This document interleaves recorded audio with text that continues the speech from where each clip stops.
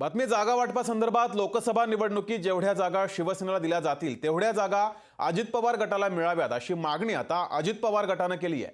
लोकसभेच्या जागा वाटपांचा फॉर्म्युला विधानसभेला मिळालेल्या जागांच्या प्रमाणात तयार करावा अशी मागणी सुद्धा छगन भुजबळ यांनी केली आहे।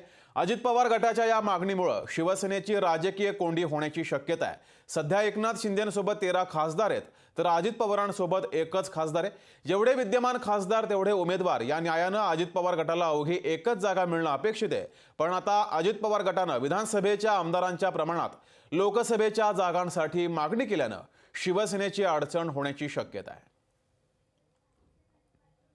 अजित पवार जे आहेत ते आमच्या पक्षाचे प्रमुख आहेत काय आणि त्यामुळे जे आहे या जागांच्या वाटपामध्ये जे आहे त्यांनी त्यांचं मत मांडलेलं आहे आणि जवळपास जेवढे शिंदे गटाचे आमदार आलेले आहेत तेवढेच जवळपास अजितदादा पवार गटांचे सुद्धा आमचे सुद्धा आमदार आलेले आहेत।